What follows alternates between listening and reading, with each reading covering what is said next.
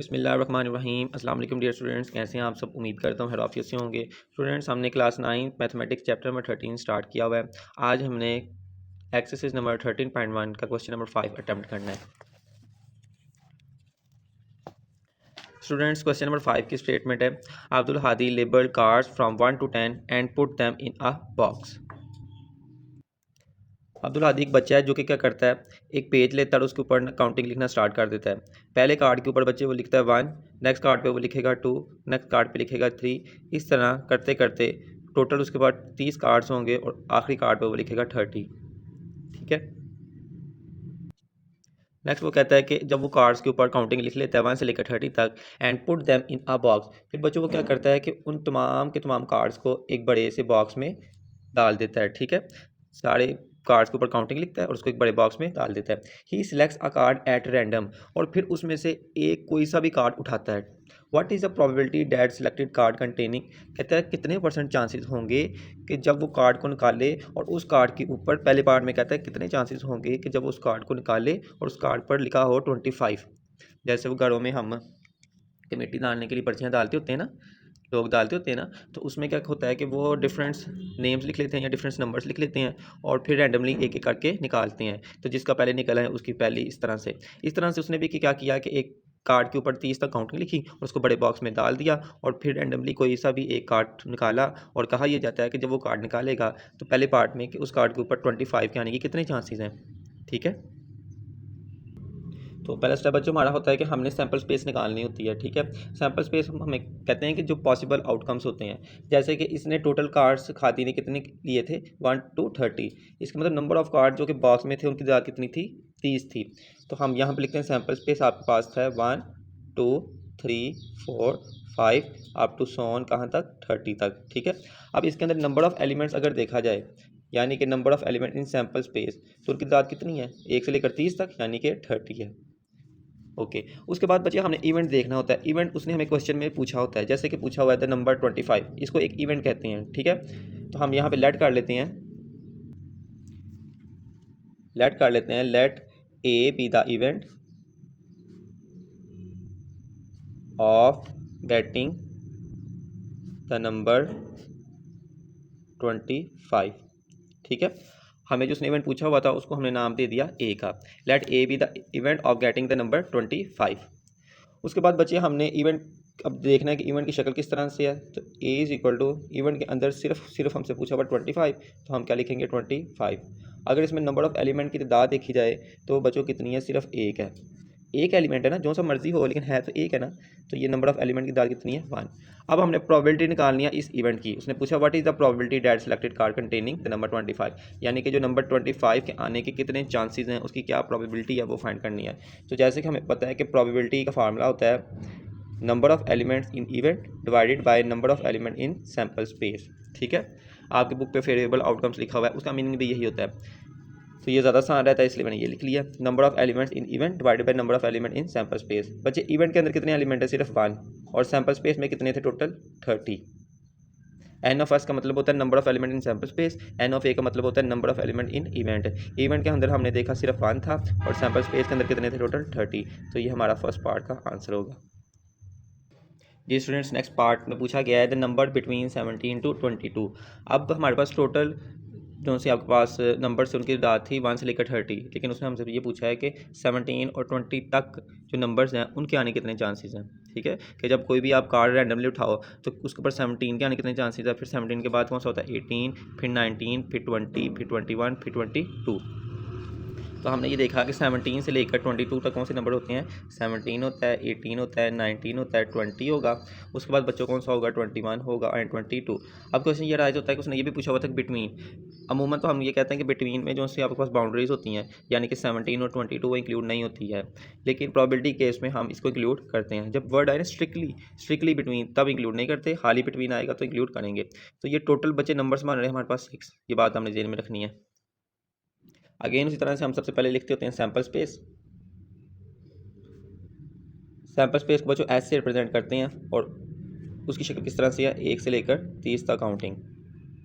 Sample space तो सबकी same रहेगी ना।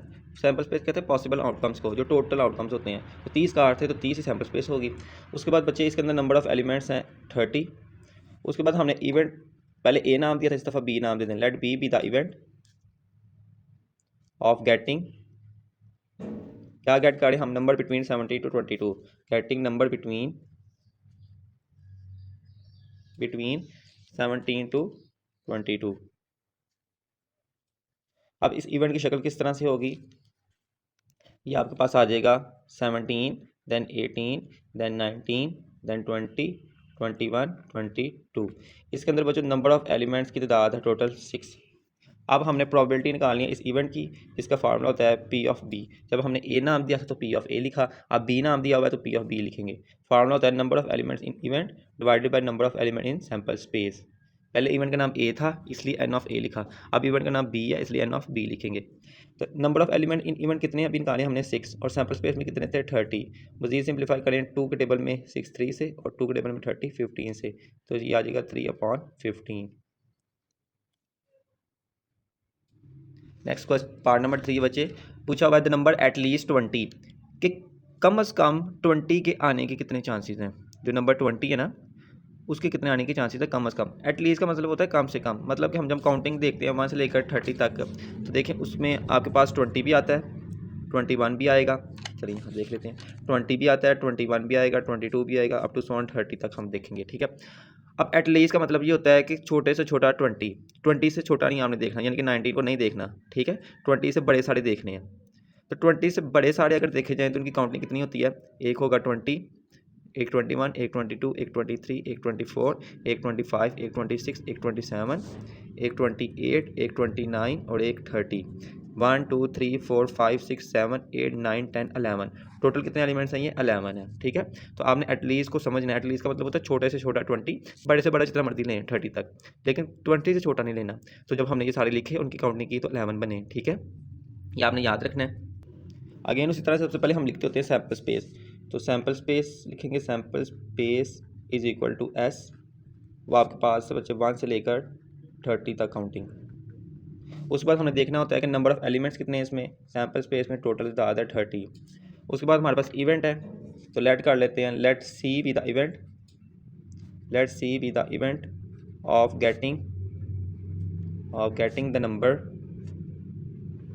नंबर एट लीस्ट 20, ठीक है, of getting the number at least 20।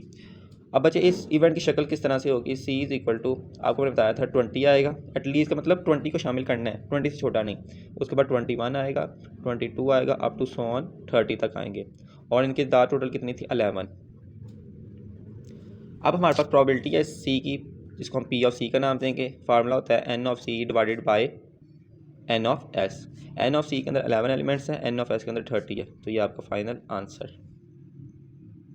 Next बच्चे पार्ट नंबर 4 है द नंबर नॉट 27 एंड 29, कि जब हम कार्ड को निकालें ना, कोई भी रैंडम कार्ड को, तो उसके ऊपर ना ही 27 आए और ना ही 29 आए, उसके अलावा जो सा मर्जी आए, ठीक है, उसके अलावा जितने भी नंबर्स होंगे उनके आने की प्रोबेबिलिटी क्या है, उनके आने के चांसेस कितने हैं, सिवाय इन दोनों के, ठीक है। अब इस क्वेश्चन को करने के 2 तरीके हैं, ठीक है। क्यों 2 तरीके हैं, क्योंकि इसमें नॉट का लफ्ज़ आ गया, तो दोनों तरीक़ों से मैं आपको बताऊँगा, फिर आप उसमें सेलेक्ट करिएगा कौन सा बेहतर है वो कर लीजिएगा।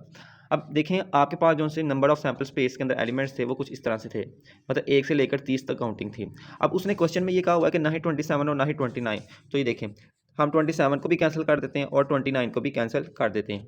बाकी हमारे पास टोटल दाद बचती है 28, क्योंकि टोटल 30 थी, 30 में से 2 निकाल दिए तो कितने बच गए, 28 एलिमेंट्स बच गए। यानी कि जो हम इवेंट लेंगे उसके अंदर नंबर ऑफ एलिमेंट्स कितने होंगे, 28 होंगे, ठीक है। उसके अंदर नंबर ऑफ एलिमेंट कितने होंगे, 28। एक तरीका ये है कि आपने फटाफट निकाल लिया कि नंबर ऑफ एलिमेंट्स इवेंट के अंदर कितने हैं। दूसरा तरीका मैं आपको रफली पहले समझाता हूँ। देखें हमें उससे पूछा हुआ है कि नॉट 27 एंड 29, हम ये मान लेते हैं कि 27 और 29 की प्रोबेबिलिटी कितनी है, नॉट को नहीं देखते अभी हम ये निकालते हैं कि 27 और 29 की प्रोबेबिलिटी कितनी है। तो 27 और 29 अगर देखा जाए इसमें तो सिर्फ 2 ही थे ना, एक दफ़ा 27 था और एक ही दफ़ा 29 था। तो इसका मतलब अगर हम नॉट को रहने दें और वैसे देखें तो कितने नंबर ऑफ एलिमेंट बनते हैं, 2 बनते हैं, ठीक है। अभी हमने पिछले को नहीं देखना, भी बस इसको समझें कितने एलिमेंट बनते हैं, टोटल 2 बनते हैं। अब इसकी प्रोबेबिलिटी जब हम निकालेंगे तो फार्मूला होता है P of D is equal to number of elements, P of D is equal to number of elements in event divide by number of element in sample space. Event के अंदर बच्चे कितने एलिमेंट्स आए हैं 2 और sample space में कितने थे 13, यानी कि ये आ जाएगा 1/15। अब ये तो प्रॉबिलिटी उस चीज़ की थी जब हमने कहा कि इनके आने के कितने चांसेस हैं। अब हमने निकालने इनके ना आने के, इनके ना आने के। तो उसके लिए एक फार्मूला होता है, वो फार्मूला होता है पी ऑफ डी का complement is equal to 1 minus P of D. अगर हमने डी नाम दिया यहाँ डी लिखें, यहाँ भी डी लिखें, ए नाम दिया यहाँ ए लिखें, यहाँ भी ए लिखें, तो पी ऑफ डी का कॉम्प्लीमेंट, कॉम्प्लीमेंट का मतलब होता है कि कोई चीज़ नहीं है, ठीक है, उसके उल्ट है, तो वो होता है 1 माइनस पी ऑफ डी। तो ये आ जाएगा 1 माइनस पी ऑफ डी की वैल्यू हमने निकाली 1/15। अब सिंप्लीफाई करें, 15 1 15 माइनस 1 14/15। तो ये एक तरीका था जिससे हमने प्रोबेबिलिटी ना आने की निकाल ली। दूसरा तरीका आपके पास ये था, देखें हमारे पास नंबर ऑफ एलिमेंट कितने लिखे थे 28। अगर हम इससे प्रोबेबिलिटी निकाले सेम आंसर आएगा। कैसे? फार्मूला होता है P of D is equal to N of D divided by N of S. P of D के अंदर कितने एलिमेंट है 28, टोटल कितने थे 30। 2 के टेबल में 15 से, 2 के टेबल में 14 से, इधर भी 14 और 15 आंसर आया और इस तरफ भी 14 और 15 आंसर आया। तो ये दो मेथड थे। तो किस तरह से कि आप आने की निकाल लें, सबसे पहले आने की निकाल लें और उसके ऊपर ये फार्मूला लगाएं और ना आने की यानी कि पी ऑफ डी कॉम्प्लीमेंट को हासिल करें, या फिर आप डायरेक्ट जो सा इस तरह से करें कि आपके पास जो से नहीं थे उनको निकाल दिए, टोटल रह गए 28, उसी के ऊपर फार्मूला लगाया और आंसर निकाल लिया। चलिए मैं आपको दोबारा करवाता हूँ, मैं आपको पी ऑफ डी कॉम्प्लीमेंट से करवाना सिखाऊंगा, ठीक है, फिर आपकी मर्ज़ी आप वो वाला काटें या ये वाला काट लें। अब देखें आपके पास सबसे पहले आ जाता है, हम निकालेंगे नॉट को रहने देंगे और 27 और 29 की प्रोबेबिलिटी निकालेंगे। तो सबसे पहले तो हमने सैम्पल स्पेस लिखनी होती है, तो सैम्पल स्पेस को हम ऐसे रिप्रेजेंट करते हैं और उसके अंदर एलिमेंट्स थे 1 से लेकर 30 तक और इनकी दाद कितनी थी, टोटल 30 थी। अब हम इवेंट लेंगे, वो वाला इवेंट जिसमें 27 और 29 इंक्लूड होंगे, फिर बाद में नॉट इंक्लूड वाला इवेंट लेंगे और आंसर निकाल लेंगे, ठीक है। अब ये पैटर्न को जरा ध्यान से देखिएगा। लेट कर लेते हैं, let D be the event of getting number 27 and 29। हमने मान लिया कि हमारे पास एक ऐसा इवेंट है जिसमें 27 और 29 इंक्लूड हैं, ठीक है। तो फिर आपके पास इस इवेंट की शक्ल किस तरह से होगी, एक तो आ जाएगा 27 और एक आ जाएगा 29 और इसके अंदर नंबर ऑफ एलिमेंट्स की तादाद कितनी होगी, टोटल 2 होगी, एक ये वाला और एक ये वाला 2, ठीक है। अब इसकी अगर प्रोबेबिलिटी निकालें तो उसको पी ऑफ डी कहते हैं, उसका फार्मूला होता है N of D divided by N of S. N of D के अंदर 2 एलिमेंट है, एन ऑफ एस के अंदर 30 थे, सिंप्लीफाई किया, ये आ जाएगा 1/15, ठीक है। अब हमारा क्वेश्चन तो खाली ना हुआ, हमने तो आने की निकाली है, लेकिन हमसे पूछा हुआ था ना आने की। तो ना आने के लिए हमने एक फार्मूला बस यूज़ करना है, वो हमारे पास क्या होगा, पी ऑफ डी का complement is equal to 1 minus P of D, ठीक है। ये आपने याद रखना है, पी ऑफ डी का complement is equal to 1 minus P of D. ये आपकी बुक पे भी लिखा हुआ है, मैं आपको दिखाता हूँ। ये देखिए बच्चे पेज नंबर 246 पर जब आपसे पूछा हो ना probability of event not occurring, कि कोई भी इवेंट नहीं हो रहा, उसकी प्रोबेबिलिटी निकालनी, तो ये फार्मूला होता है पी ऑफ ए का complement is equal to 1 minus P of A. उसने ए इवेंट को नाम दिया था इसलिए यहाँ पर ए आ गया, ऊपर दिया हुआ था ना ए, हमने डी नाम दिया इसलिए यहाँ पे डी आ जाएगा और यहाँ पे भी डी आ जाएगा। चलिए अब सिंप्लीफाई करते हैं, पी ऑफ डी का complement is equal to 1 minus P of D की वैल्यू कितनी थी 1/15। एलसीएम लें, 15 1 15 माइनस 1/15, मुझे सिंप्लीफाई करें, 15 में से 1 निकालें 14/15, ये आपका फाइनल आंसर इस पार्ट का। तो इस तरह से आपने करना है, जब भी ना आने का पूछा हो सबसे पहले आने की निकाल ली और फार्मूला लगाया और ना आने की निकाल ली। नेक्स्ट क्वेश्चन नंबर 5 है, नंबर नॉट बिटवीन 12 to 15। कि अब आपके पास जो आपने कार्ड सेलेक्ट करना है रैंडमली, उसमें 12 से 15 तक नंबर ना आए, इनके अलावा कोई भी आ सकते हैं, ठीक है। जो भी आएंगे उनकी प्रोबेबिलिटी मतलब निकालें, ठीक है। अब बच्चे सबसे पहले हमने नॉट को नहीं देखना होता, हमने 12 से 15 की प्रोबेबिलिटी निकालनी है और फिर कॉम्प्लीमेंट और फार्मूला निकाल के ना आने की भी निकाल लेंगे। तो सबसे पहले तो हम सैम्पल स्पेस लिखते होते हैं, तो सैम्पल स्पेस जिसको हम एस से रिप्रेजेंट करते हैं, उसमें एलिमेंट्स से 1 2 3 up to so on 30। Number of elements देखे जाए सैम्पल स्पेस में, उनकी तादाद है टोटल 30। उसके बाद हमें इवेंट लेना होता है, लेट कर लेते हैं, let E be the event, let E be the event of getting number between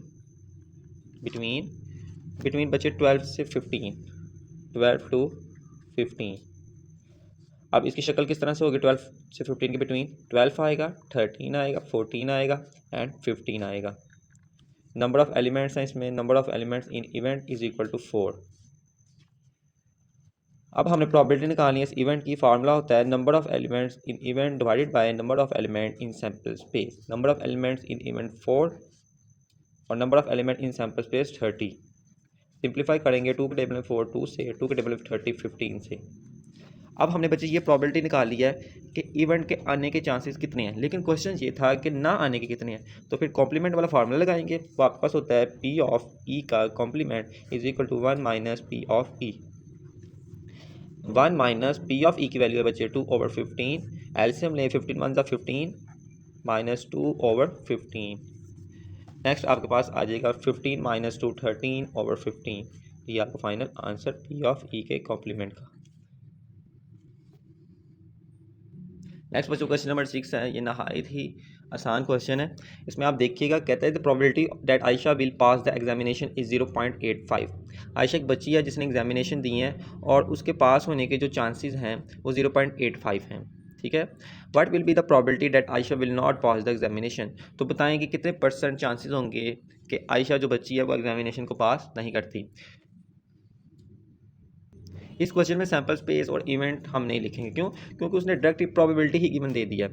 probability निकालने के लिए हम सैम्पल स्पेस और इवेंट लिखते होते थे, लेकिन इस क्वेश्चन में उसने प्रोबेबिलिटी खुद हमें बता दी है आने की, तो हम डायरेक्ट वही स्टेटमेंट लिखेंगे। लेट कर लेंगे P of A is the probability that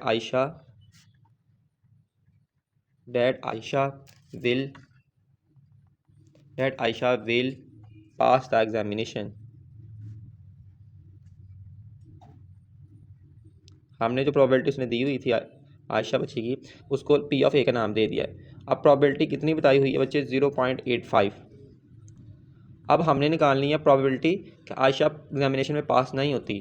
तो लेट कर लेते हैं, लेट पी ऑफ ए का कॉम्प्लीमेंट इज द प्रोबेबिलिटी। जब नहीं का लफ्ज़ आए तो कॉम्प्लीमेंट यूज़ करते हैं, ठीक है, जो भी नाम था उसका आगे कॉम्प्लीमेंट डाल लेना। लेट पी ऑफ ए का complement is the probability that Ayesha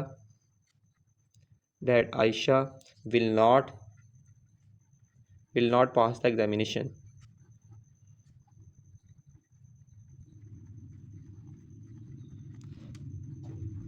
P of A का कॉम्प्लीमेंट ये हमने फाइंड करना है। अब बच्चे पी ऑफ ए का कॉम्प्लीमेंट का फार्मूला जो सा होता है वो आपके पास है 1 माइनस पी ऑफ ए।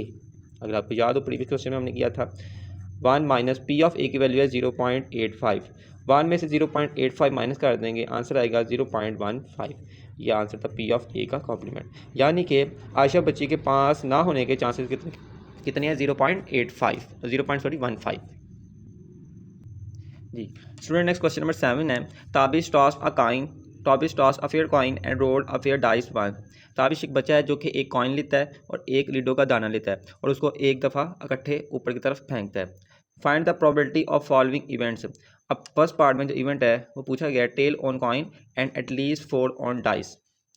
कहते हैं कि बताएं कि जब दोनों चीज़ों को ऊपर की तरफ फेंका जाएगा तो कॉइन के ऊपर टेल के आने के कितने चांसेस हैं और डाइस यानी कि लीडो के दाने के ऊपर कम से कम 4 के आने के कितने चांसेस हैं। 4 से छोटा नंबर ना आए, 4 भी आ सकता है, 4 से बड़ा 5 होता है एंड देन 6 होता है लीडो के दाने पे। तो 4 5 6 के आने के कितने चांसेस हैं और कॉइन के ऊपर टेल के आने के कितने चांसेस हैं। तो सबसे पहले बच्चे हमने इसमें लिखनी होती है सैम्पल स्पेस। सोल्यूशन में सबसे पहले हम क्या लिखेंगे? Sample space. सैम्पल स्पेस को हम बच्चे एस से रिप्रेजेंट करते हैं। अब ये सैम्पल स्पेस हमने देखनी है किस तरह की होगी। ले बच्चे सैम्पल स्पेस पे हमने रेडी कर लिया। दोबारा से रिपीट करते हैं, आपके पास एक कॉइन था और एक क्या था? डाइस था। अब बच्चे कॉइन के ऊपर या तो हेड होता है या फिर टेल होगा, लेकिन डाइस के ऊपर 1 भी होता है, 2 भी होता है, 3 भी होता है, 4 भी होता है, 5 भी होता है एंड 6 भी होता है। अब ये देखें कि जब आप कॉइन को टॉस करते हो और साथ में डाइस को भी फेंकते हो तो हो सकता है कॉइन के ऊपर आपके पास आ जाए हेड और डाइस के ऊपर आ जाए 1, या फिर आपके पास हो सकता है कि कॉइन के ऊपर आ जाए हेड और कॉइन पे आ जाए 2। फिर ये भी हो सकता है कॉइन पे आ जाए आपके पास हेड और डाइस पे 3, कॉइन पे आ सकता है हेड और डाइस पे 4, इस तरह से हेड और 5 और हेड एंड 6 ये भी आ सकते हैं। या फिर ऐसा हो सकता है कि आपके पास कॉइन के ऊपर टेल आए और हेड डाइस पे 1 आए, कॉइन पे टेल आए और डाइस पे 2 आए, कॉइन पे टेल आए और डाइस पे 3 आए, कॉइन पे टेल एंड 4 एंड इस तरह से कॉइन पे टेल एंड 6। इस तरह से आपके पास सैम्पल स्पेस आ सकती है, क्योंकि हमने कॉइन भी फेंका था एंड डाइस भी फेंका था। तो ये आपके पास पॉसिबल आउटकम्स आ सकते हैं, इस तरह की सैम्पल स्पेस निकल सकती है। ठीक है, अगर हम इनकी तादाद देखें तो नंबर ऑफ एलिमेंट जो सैम्पल स्पेस में है वो आपके पास है 12। 6 ऊपर है एंड 6 नीचे, एडअप हो गए तो 12 आंसर आएगा। सैम्पल स्पेस के नंबर ऑफ एलिमेंट्स हमने लिख लिए। अब बच्चे नेक्स्ट हमारे पास जो इवेंट है उसको हम नाम देते हैं A. Let A be the event of getting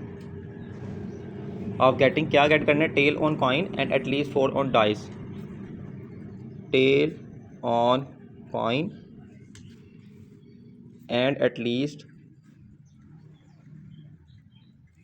4 on dice. इस इवेंट की फिर शक्ल किस तरह की होगी वो हम अब देखते हैं, देखिएगा ज़रा। अब बच्चे उसने कहा हुआ है कि गेटिंग टेल ऑन कॉइन, तो हेड को तो हमने देखना ही ना, ऊपर वाले को नहीं देखना, इसका मतलब टेल तो नीचे है। आपके पास कॉइन के ऊपर टेल आए लेकिन कम से कम नंबर कितना आए डाइस पे, 4 आए।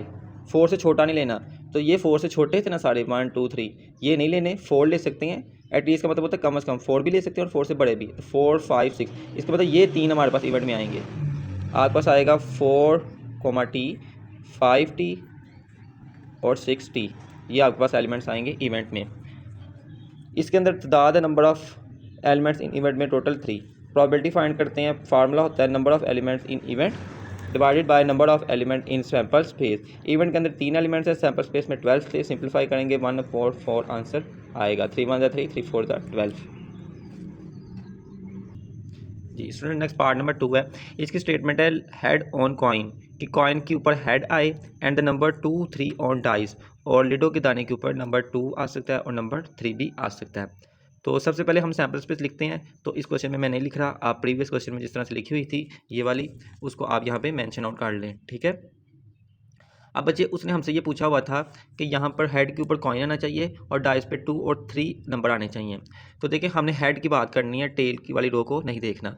अब ऊपर हेड पर आ जाएँ और नंबर 2 और 3 हेड के साथ कौन से हैं, ये 2 हैं सिर्फ, ठीक है, कि हेड भी आए और नंबर 2 और 3 भी आए, तो ये 2 हमारे पास इवेंट में आएंगे। सैम्पल स्पेस तो हर क्वेश्चन की सेम रहेगी, लेकिन इस इवेंट में कौन से आएंगे, हेड के साथ 2 और हेड के साथ 3। उसने खुद पूछा हुआ था कि कॉइन के ऊपर हेड आए और डाइस के ऊपर 2 और 3 आए। तो सैम्पल स्पेस आपके पास उस तरह से रहेगी, वो आप लिखिएगा, sample space is equal to S is equal to, आपने यहाँ पर मेंशन आउट कर लेनी है, ठीक है। अब नंबर ऑफ एलिमेंट्स बच्चों जो सैम्पल स्पेस में थे उनकी तादाद थी टोटल 12। अब इवेंट को नाम दे देते हैं let B be the event,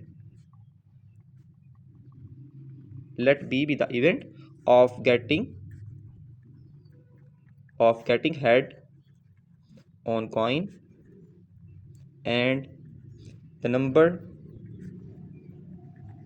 number 2 3 और डाइस ऑन डाइस। अब इसकी शक्ल मैंने आपको बताई किस तरह की होगी, कि हेड के साथ 2 आएगा और हेड के साथ 3 आएगा। इसमें नंबर ऑफ एलिमेंट्स की तादाद है टोटल 2। अब इसकी प्रोबेबिलिटी फाइंड करेंगे, जिसको हम पी ऑफ बी का नाम देंगे। वो आपके पास फार्मूला होता है number of elements in event divided by number of elements in sample space. Event के अंदर 2 एलिमेंट्स थे एंड सैम्पल स्पेस के अंदर कितने थे, 12। तो ये आंसर आएगा 2/12, सिंप्लीफाई करके आ जाएगा 1/6। नेक्स्ट बच्चे पार्ट नंबर 3 है।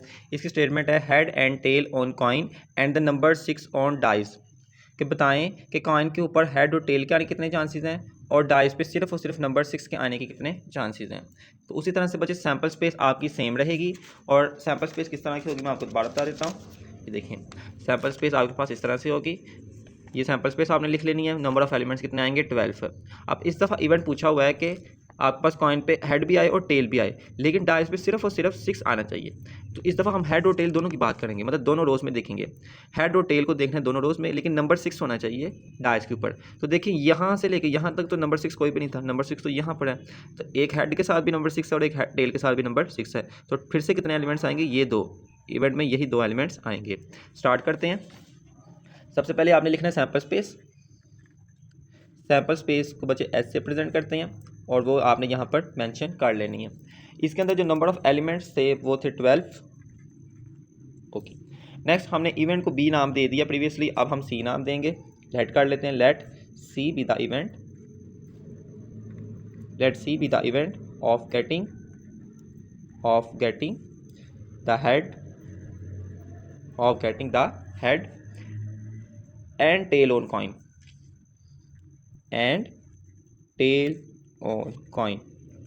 and the number 6 on dice 6 on dice. ठीक है, अब बच्चे इवेंट की शक्ल किस तरह से होगी वो मैंने आपको बताया कि एक 6 आपके पास हेड के साथ आएगा और एक ही 6 आपके पास टेल के साथ आएगा। ठीक है, अब इसके अंदर नंबर ऑफ एलिमेंट्स कितने हैं? टोटल हैं 2। अब प्रोबेबिलिटी का फार्मूला अप्लाई करते हैं। फार्मूला प्रोबेबिलिटी का होता है P of C is equal to N of C divides N of S। N of C के अंदर टोटल नंबर ऑफ एलिमेंट्स की तादाद है 2 और N ऑफ S के अंदर है 12। अगेन सिंप्लीफाई करेंगे, आंसर आएगा 1/6।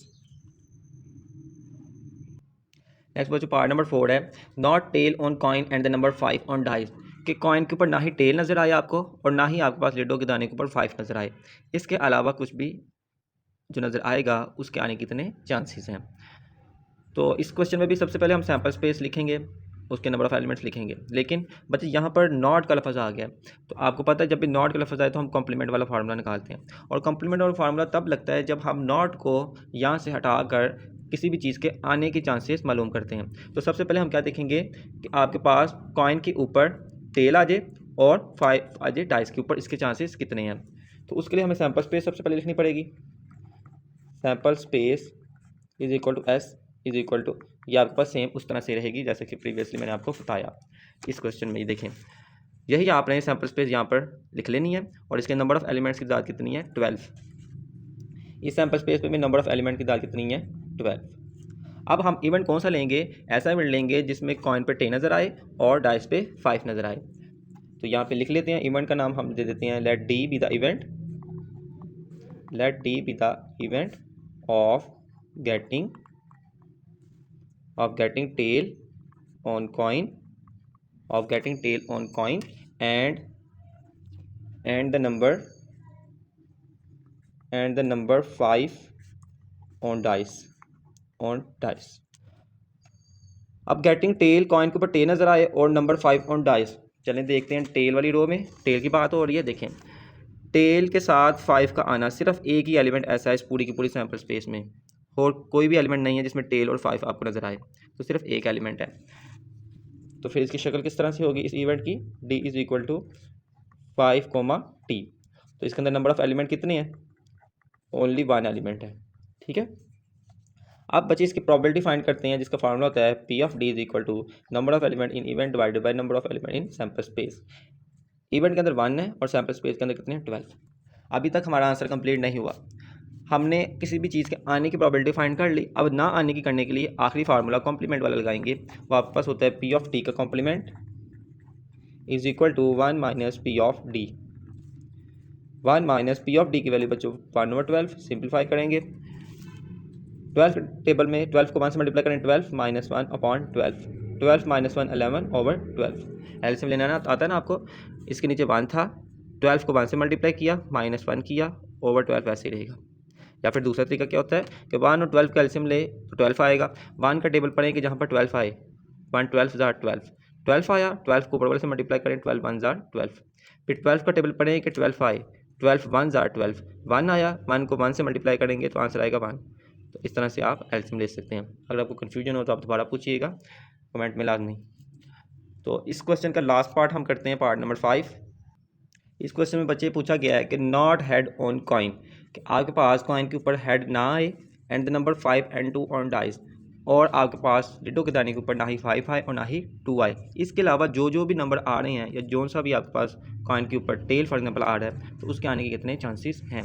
तो फिर से उसी तरह से सबसे पहले हम नॉट को यूज़ नहीं करेंगे, हम हेड के आने के और 5 और 2 नंबर ऑन डाइस पे आने की प्रोबेबिलिटी फाइंड करेंगे। तो सैम्पल स्पेस तो बच्चों सेम वैसी ही रहेगी। सैम्पल स्पेस जिसको हम ऐसे प्रेजेंट करते हैं वो आपके पास सेम रहेगी, और इसके अंदर नंबर ऑफ एलिमेंट्स भी सेम रहेंगे, वो आपके पास आएंगे 12। अब हमने इवेंट ले लेने हैं, लेट कर लेते हैं, इवेंट को ई का नाम देते हैं, let E be the event of getting head on coin and number 5 and 2 on dice. कि आपके पास इवेंट हमने ऐसा लिया है जिसमें कॉइन के ऊपर हेड नज़र आए और डाइस के ऊपर 5 and 2 नज़र आए। चलें देखते हैं इसके अंदर फिर किस तरह के एलिमेंट्स होंगे। ये देखें, हमसे कहा गया था कि हेड के ऊपर, कॉइन के ऊपर हेड नज़र आना चाहिए, मतलब टेल को हमने नहीं देखना, टेल वाली रो को नहीं देखना, हमने सिर्फ हेड वाली को देखना है। ओके, उसके बाद कहते हैं कि 5 और 2 डाइस के ऊपर, तो देखें 5 और 2, 1 भी नहीं 2, ये रहा 2, 3 भी नहीं 4 भी नहीं, और ये रहा 5, कि हेड के साथ 2 नज़र आए और हेड के साथ 5 नज़र आए। तो कितने एलिमेंट है टोटल? 2 हैं, एक ये वाला और एक ये वाला, 2 एलिमेंट्स हैं। और इसकी शक्ल किस तरह की होगी पहले तो हम वो देखते हैं। ई इज़ इक्वल टू, आपके पास आ जाएगा हेड के साथ 2 और हेड के साथ 5। इसके अंदर नंबर ऑफ़ एलिमेंट्स की तादाद आ गई है 2। ठीक है, अब बच्चे हमने इसकी प्रोबेबिलिटी फाइंड करनी है, जिसको पी ऑफ ई का नाम देंगे। फार्मूला होता है N of E divided by N of S. Number of elements in event and 2 और number of element in sample space and 12। Simplify करेंगे, आंसर आ जाएगा 1/6। ये हमने प्रोबेबिलिटी निकाली कि किसी भी इवेंट के आने के कितने चांसेस हैं, लेकिन हमसे पूछा ये गया था कि नॉट, कि ना आने कितने चांसेस हैं। उसके लिए कॉम्प्लीमेंट वाला फार्मूला लगाएंगे, वापस होता है पी ऑफ ई का complement is equal to 1 minus P of E. 1 minus P of E की वैल्यू है 1/6। इसको बच्चे सिंप्लीफाई करेंगे, 6 1 जार 6 माइनस 1 5, 6 1 जार 6 माइनस 1 5/6। तो ये आपका फाइनल आंसर। आज की वीडियो बच्चों यहाँ तक ही। नेक्स्ट क्वेश्चन नंबर 8 और 9 हम नेक्स्ट वीडियो में करेंगे। अगर आपको कोई भी कन्फ्यूजन होती है तो कमेंट में लाजमी पूछिएगा, और अगर आप चैनल पे न्यू हैं तो लाइक करें, सब्सक्राइब करें और शेयर भी लाजमी करिएगा। ठीक है बच्चों, अल्लाह हाफिज़।